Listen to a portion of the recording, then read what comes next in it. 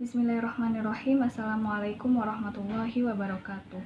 Kami dari kelompok kuning Tafsir Responsif Gender kelas 3E yang beranggotakan Nur Qur'ani Ananda Fauzan, Lady Dayanti, Salsabila Hasanah, Desi Fitria, Nur Kholisoti Muslim, Fitri Lailatun Nur, Fatihatu Wardah Salamiyah, dan Dwi Fitriani. Di video kali ini kami akan mempresentasikan tentang perempuan yang dikisahkan di dalam Al-Quran. Yang pertama yaitu perempuan beriman yang dikisahkan kualitas spiritualnya yang luar biasa, yaitu Asiyah binti Muzahim dalam surat At-Tahrim ayat 11 yang berbunyi A'udzubillahi minasyaitonirrajim. Bismillahirrahmanirrahim. Wa daraballahu masalil ladzina amanu imra'ata fir'aun iz qalat rabbi ibni li 'indaka baitan fil jannati wa najjini min fir'aun wa 'amalihi wa najjini minal qaumiz zalimin, yang artinya, dan Allah membuat perumpamaan bagi orang-orang yang beriman, istri Fir'aun, ketika dia berkata, "Ya Tuhanku, bangunkanlah untukku sebuah rumah di sisimu dalam surga, dan selamatkanlah aku dari Fir'aun dan perbuatannya, dan selamatkanlah aku dari kaum yang zalim." Dalam surat At-Tahrim ini, Asia digambarkan sebagai wanita yang senantiasa tabah, sabar, dan bertambah tebal keimanannya, walaupun harus rela menerima siksaan pedih dari suaminya sampai aturan-aturan hidup yang menyudutkan hidupnya. Ayat ini menggambarkan kegigihan perempuan dalam menentang kekufuran sekaligus menambah kekebalan keimanan walaupun harus menerima siksaan. Maka Allah Subhanahu wa taala mengabulkan doanya. Ia pun hidup di atas keimanan yang sempurna, keteguhan yang sempurna, dan keselamatan dari segala fitnah atau cobaan. Selanjutnya yang kedua, perempuan beriman yang dikisahkan peran publiknya.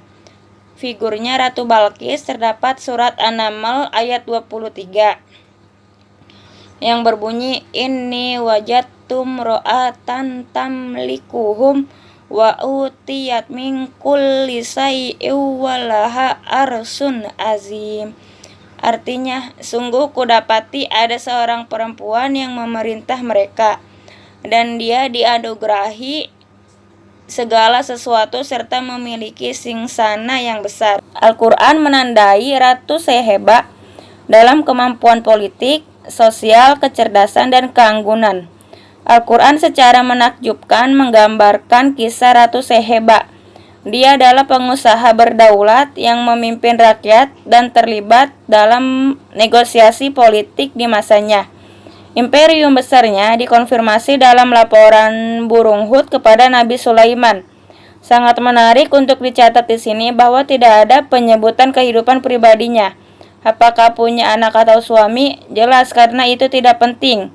Demikian pula narasi Al-Quran tentang hubungan antara dia dan Nabi Sulaiman, yang hanya berkisar pada diskusi mereka tentang keesaan Tuhan dan bagaimana Sulaiman menolak untuk disuap oleh hadiah mewahnya.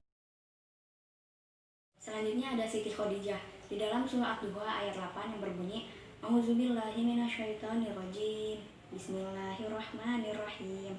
Wajadaka a'ilan faghna, yang artinya, dan dia mendapatimu sebagai seorang yang kekurangan, lalu dia memberikan kecukupan.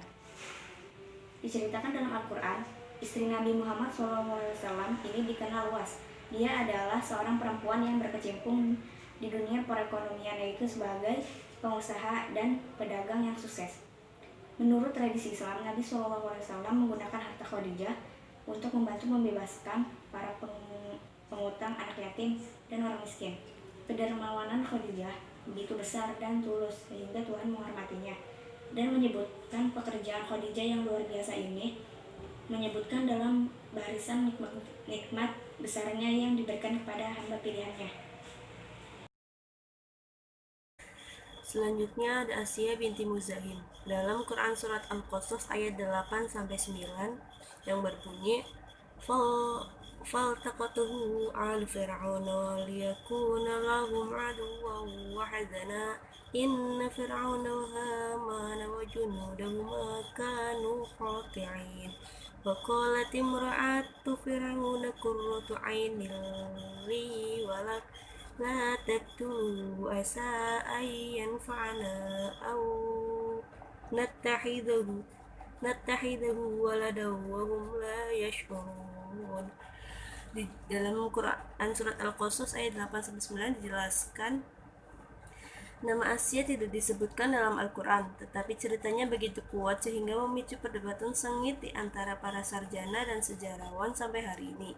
Narasi Al-Quran tentang perjalanannya menyampaikan pesan yang jelas tentang bagaimana seorang wanita tidak didefinisikan oleh keyakinan dan praktik suaminya. Istri Fir'aun adalah tokoh berpengaruh dalam urusan administrasi suaminya yang kemudian menantang otoritasnya.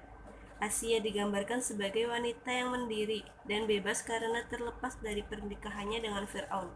Ia dengan sepenuh hati menolak klaim dan otoritasnya. Cinta dan kekayaan Fir'aun tidak membeli hatinya. Dia menjadi pahlawan dalam cerita itu karena dua alasan. Pertama, dia menyelamatkan hidup Musa setelah dia dilemparkan ke sungai dan membujuk Fir'aun untuk mengadopsi dia.